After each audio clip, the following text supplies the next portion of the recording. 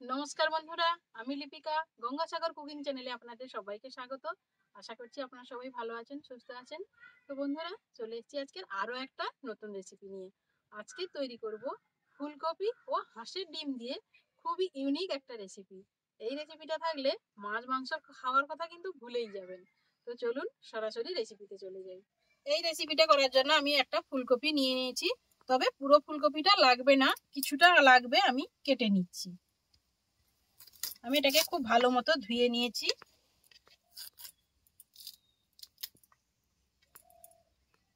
আমি এটা ছোট ছোট টুকরো করে আগে কেটে নিচ্ছি।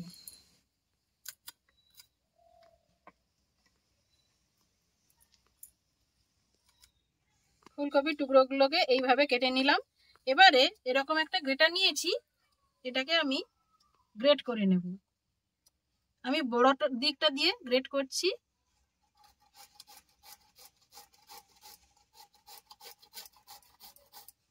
ঠিক এইভাবে হবে।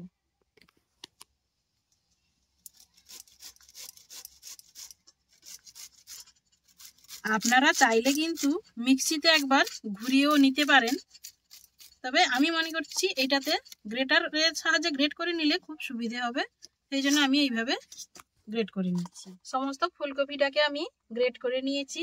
এর মধ্যে আমি দুটো হাঁসের ডিম নিয়েছি, দিয়ে দেব। হাঁসের ডিমগুলোকে আমি ফাটিয়ে দিচ্ছি। হাঁসের ডিম একটু শক্ত হয়।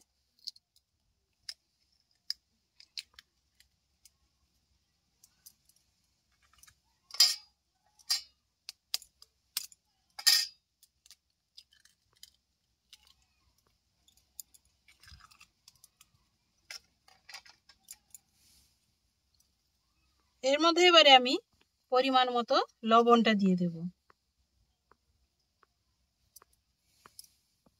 আর দেব অল্প একটু হলুদের গুঁড়ো।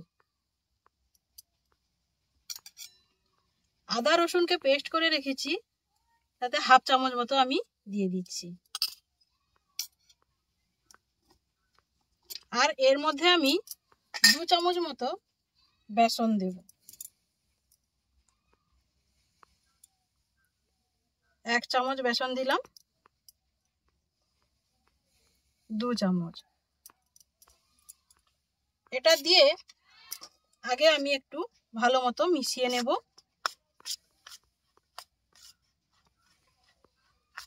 দুটো কাঁচা লঙ্কাকে কুচি করে রেখেছি, এর মধ্যে দিয়ে দেব। আর অল্প একটু ধনেপাতা কুচি। আর এর মধ্যে দিয়ে দেব সামান্য পরিমাণে জিরের গুঁড়ো। দিয়ে এটাকে আবারও খুব ভালো মতো মিশিয়ে নেব।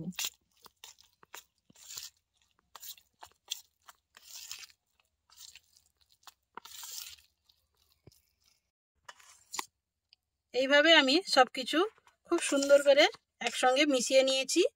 এবারে উনুন ধরিয়ে একটা হাঁড়িতে জল বসিয়ে দেব এটাকে ভাপানোর জন্য। ততক্ষণে এটা আমি 2 থেকে 3 মিনিট জন্য একটু রেস্টে রেখে দেব। উনুনটা ধরিয়ে একটা হাঁড়িতে জল বসিয়ে দিয়েছি এই ফুলকপি আর ডিমের ব্যাটারটাকে ভাপিয়ে নেওয়ার জন্য। আমি ছোট ছোট কয়েকটা স্টিলের বাটি নিয়ে নিয়েছি, বাটিগুলোতে একটু তেল ব্রাশ করে নিচ্ছি।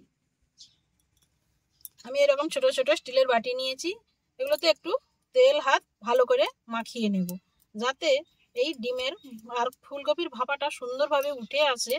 সেই জন্য প্রত্যেকগুলোতে আমি একটু তেল দিয়ে নিয়েছি, তেলগুলো ভালো করে মাখিয়ে নিচ্ছি। মাখিয়ে রাখা ফুলকপি আর বেসন আর ডিমের যে ব্যাটারটা এবারে অল্প অল্প করে আমি বাটির মধ্যে দিয়ে দেব।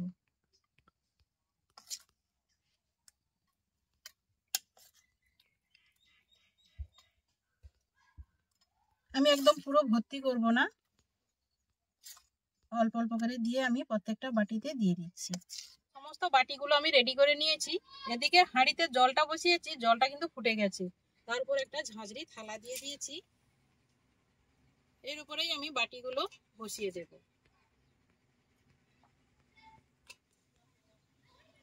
সমস্ত বাটি আমি এভাবে বসিয়ে নিয়েছি।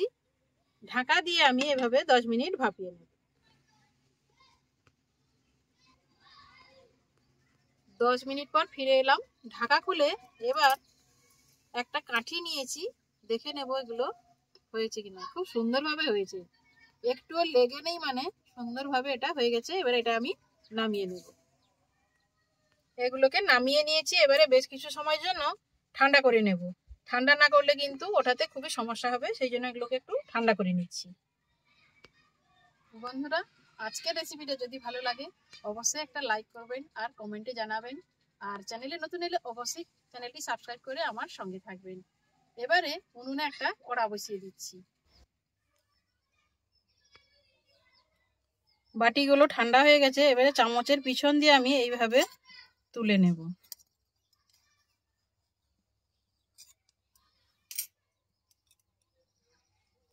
এইভাবে আমি সবগুলো তুলে নিচ্ছি।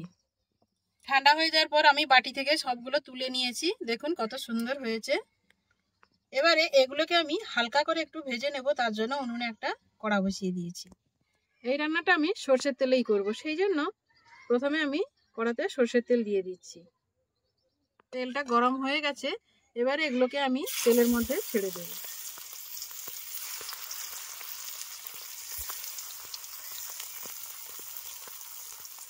খুব বেশি ভাজবো না, হালকা করে এপিড ওপিড করে একটু ভেজে নেব।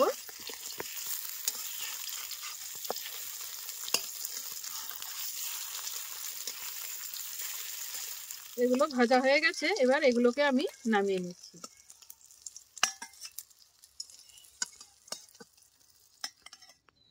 এবারে ওই কড়াতে আবারও আমি কিছুটা পরিমাণে সর্ষের তেল দিয়ে দিচ্ছি। তেলটা গরম হয়ে গেছে। এর মধ্যে আমি দিয়ে দেব আগে থেকে কুচিয়ে রাখা দুটো পেঁয়াজ।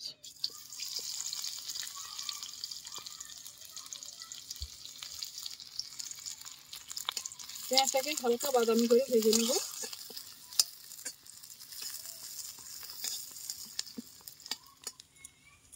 পেঁয়াজটা হালকা বাদামি করে ভেজে নিয়েছি। ওর মধ্যে দিয়ে দেব আগে থেকে পেস্ট করে রাখা আদা আর রসুন। আদা রসুনটাকে দিয়েও আমি একটু কষিয়ে নেব।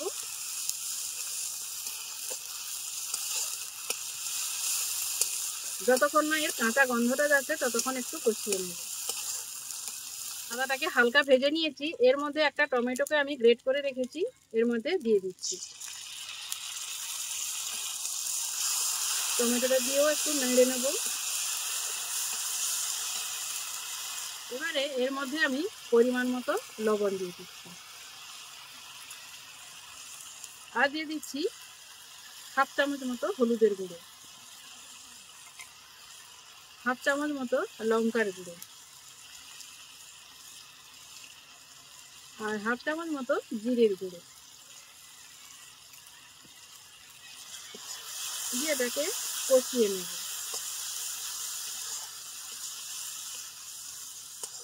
মশলাটা যাতে পুড়ে না যায় সেই জন্য অল্প একটু জল দিয়ে দিচ্ছি। জল দিয়ে মশলাটাকে খুব ভালো মতো কষিয়ে নিই। এর মধ্যে দিয়ে দিচ্ছি হাফ চামচ মতো চিনি। চিনিটা দিলে একটু তরকারির টেস্টটা খুব সুন্দর হয়। আপনারা চাইলে নাও দিতে পারেন, কিন্তু চিনিটা দিলে খেতে সুন্দর লাগে। এবার এর মধ্যে আমি জল দিয়ে দেব। আপনারা যতটা গ্রেভি রাখতে চাইবেন সেই অনুযায়ী জলটা দেবেন। গ্রেভিটা ফুটে উঠেছে। এর মধ্যে আমি ভেজে রাখা ফুলকপি আর ডিমের টুকরোগুলো এর মধ্যে ছেড়ে দিচ্ছি।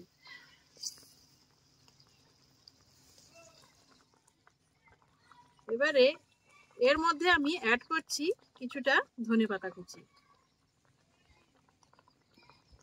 ধনেপাতাটা দিলে খুব সুন্দর এর ফ্লেভারটা হয়। দিয়ে আমি 1 মিনিট একটু ঢাকিয়ে রাখবো এবং আঁচটাকে একটু কমিয়ে দেব। 1 মিনিট হয়ে গেছে। ঢাকা খুলে এবার আমি এর মধ্যে হাফ চামচ মতো গরম মশলা গুঁড়ো ছড়িয়ে দিচ্ছি। দিয়ে এটা একটু মিশিয়ে নেব। বন্ধুরা, এত সুন্দর এর সেন্টটা উঠেছে, শুধু এইটা দিয়েই কিন্তু খাওয়া হয়ে যাবে। একবার এইভাবে বাড়িতে বানিয়ে খাবেন, দেখবেন খেতে খুবই ভালো লাগছে। মাছ মাংসের কথা কিন্তু ভুলেই যাবে। এটা আমার হয়ে গেছে। এটা এবার আমি নামিয়ে নিচ্ছি। তো দেখুন কত সুন্দর হয়েছে। একটা কেটে দেখাচ্ছি কতটা নরম ও সফট হয়েছে দেখুন। তো বন্ধুরা, আজকের রেসিপিটা যদি ভালো লাগে অবশ্যই প্রচুর পরিমাণে শেয়ার করে দেবেন। বাড়িতে থাকা সামান্য উপকরণ, ফুলকপি, ডিম আমাদের প্রত্যেকের বাড়িতেই থাকে। যেদিন কোনো মাছ মাংস থাকবে না, এইভাবে রান্না করে খাবেন, দেখবেন খেতে খুবই ভালো লাগছে। তো দেখা হচ্ছে অন্য কোনো নতুন ভিডিওতে। ততক্ষণ ভালো থাকবেন, সুস্থ থাকবেন। নমস্কার।